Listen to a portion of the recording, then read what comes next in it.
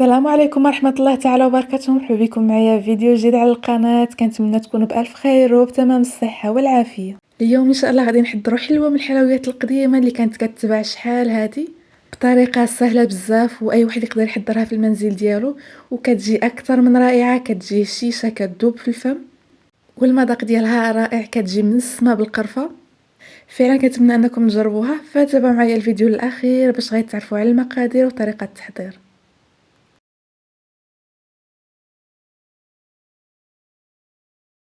فبالنسبه للمكونات غيحتاجوا هنا 125 غرام ديال الزبده ولا المارغرين، غيحتاجوا هنا الكاس ديال السكر، كاس ديال الزيت، وربع كاس ديال الماء، هنا ماء عادي، وعندي هنا معلقه صغيره ديال القرفه، وساشي ديال خميره الحلويات من فئه 7 غرام، ساشي ديال الفانيلا، والدقيق كيبقى على حسب الخليط.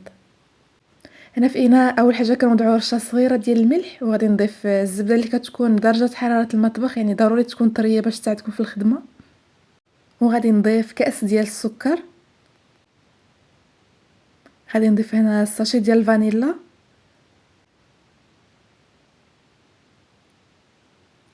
وغادي نضيف هنا معلقه صغيره ديال القرفه.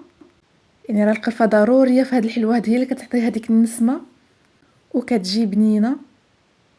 صافي، وغادي نخلط هاد المكونات مزيان. ضروري ندخلوا السكر مع الزبده، يعني باش هاد الحلوه هذه تنجح معكم، يعني ضروري هكا في الاول تخدموا هاد المكونات مع بعضهم باش تجيكم عجينه ناجحه. صافي، من بعد ما كيدخل هنا السكر مع الزبده غادي نضيف الزيت، عندي هنا كاس، وغادي نخلط مزيان مزيان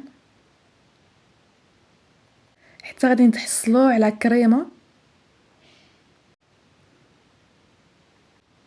صافي، بعد ما تخلطوا كامل المكونات ضروري تحصلوا على يعني خليط اللي كيكون بهذا القوام. عاد غادي نضيف هنا ربع كاس ديال الماء، وغادي نخلط واحد شويه. من بعد ما كنحسوا كاع المكونات تخلطوا، غادي نبدا نضيفوا الدقيق اللي كيكون مغربل من قبل. كنبقاو نضيفوا غير كميه بكميه وحنا كنجمعوا العجين هكا باش ما تقصحش معكم العجينه وتعذبكم في الخدمه. غادي نضيف هنا الساشي ديال خميره الحلويات من فئه 7 غرام، وغادي نبدا نجمع العجين.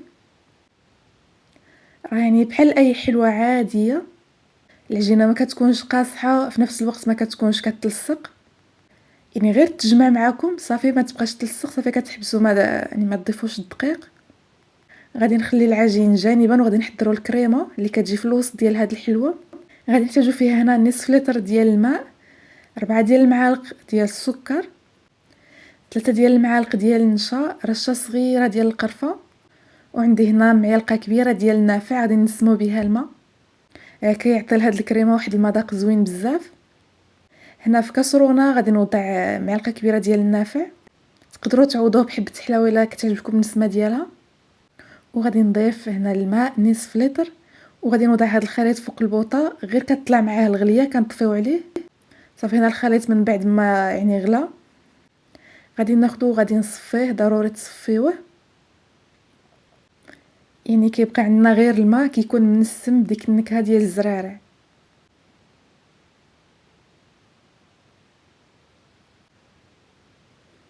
صافي، وغادي نجيب نفس الاناء غادي نوضع فيه هنايا السكر كما ذكرت معكم 4 ديال المعالق.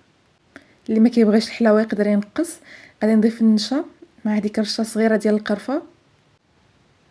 غادي نخلطهم مزيان هكا غير باش نتاكد باللي المايزينا ما تكورش عندي، حيت الماء كيكون يعني كما ريحتو الماء طايب. صافي، غادي ندير كميه من داك الماء وغادي نحرك مزيان حتى نشوفوا ما يبقاش لنا نهائيا الكويرات ديال النشا.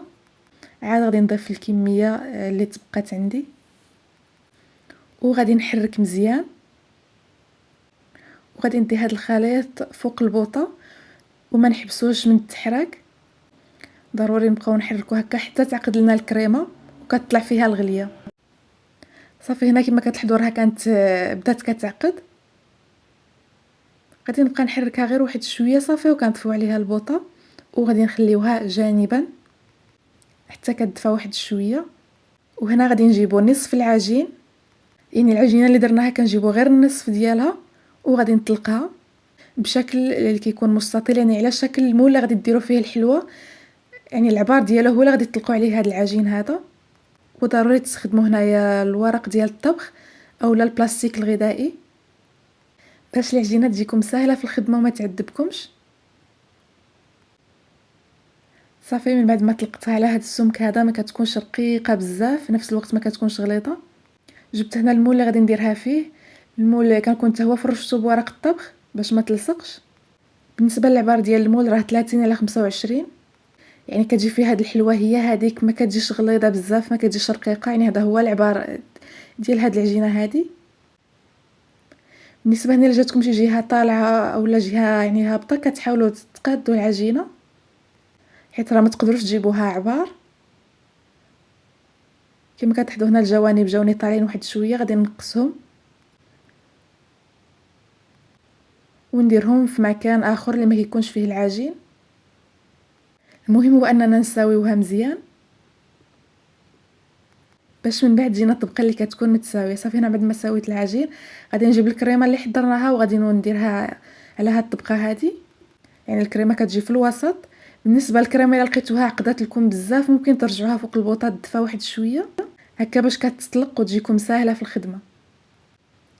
انا غادي نحاول نسرحها على الوجه كامل باش تجيني الطبقه اللي متساويه من بعد فاش كنقطعوا الحلوه. صافي كنساويها.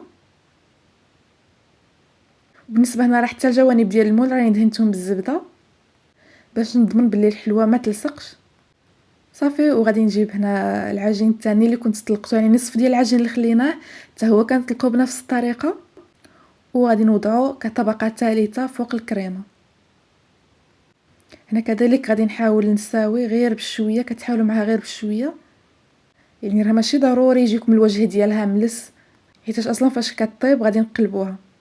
وهنا واحد المرحله نسيت ما صورتهاش معكم، راه ضروري تقبوا العجين، يعني هاد الطبقه الفوقانيه ضروري تقبوها بفرشيطه باش ما تنفخش معكم. صافي وغادي ندخلها الفرن اللي كيكون سخون مزيان من قبل بحال اللي كنطيبوا يعني الكيكه. النار كتكون غير من الاسفل حتى كيبداو لنا الجوانب محمرين مزيان، عاد كنشعل عليها من الوجه تحمر ونخرجوها. هنا الحلوه ديالي من بعد ما طابت وخدات اللون اللي كيكون محمر كنخليوها حتى كتبرد. من بعد ما كتبرد كندخلوها للثلاجه تقريبا واحد نصف ساعه باش ديك الكريمه تعقد وتشد راسها، عاد كنخرجوها. هنا جبت موس وغادي يعني نتاكد بلي الجوانب ما لاصقينش، ضروري من هذه المرحله.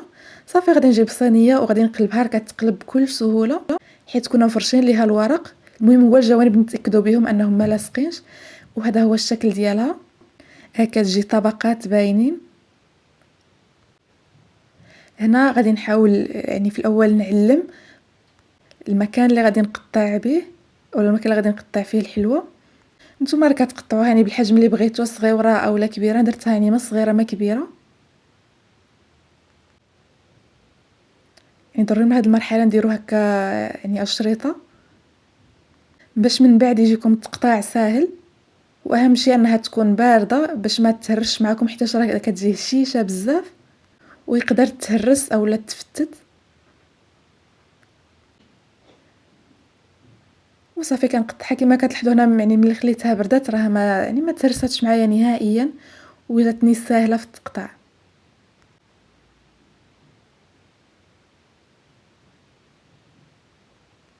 هنا غادي نوريكم كيفاش كتجي من الداخل. كما لاحظتوا راه كتجي طبقات.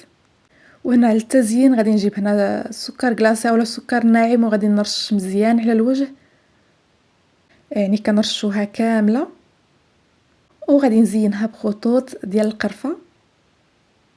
التزيين كيبقى اختياري، انا هنا زينتها يعني بالطريقه القديمه كما كنا نشريوها، كانت يعني هكا كتباع بالقرفه. وهذا هو الشكل النهائي للحلوه ديالنا. كنتمنى تنال الاعجاب ديالكم، فعلا كتجي اكثر من رائعه وانا متاكده الا جربتوها غادي تعجبكم بزاف. هنا غادي نوريكم قطعه كيفاش كتجي، راه كتجي طبقات وراه كتجي هشيشه بزاف، خصوصا يعني الا باتت راه كتولي يعني رطبه اكثر. وديك الكريمه اللي كتكون في الوسط هي اللي كتخليها تجي طريه ورطبه. كما لاحظتوا طريقه التحضير ديالها ماشي شي طريقه اللي هي يعني صعيبه، راه سهله بزاف. انا كنقطع معكم باش تشوفوا القوام، راه هشيشه بزاف. والاهم ان المذاق كيجي لذيذ، راه كتجي بنينه. كنتمنى الفيديو ديال اليوم ينال اعجابكم. الا عجبكم ما تنساوش خليو لي لايك للفيديو فقط من اجل التشجيع. تشتركوا في القناه الا كنتوا اول مره كتزوروها. شكرًا جزيلًا على المتابعة، وإلى فيديو قادم إن شاء الله.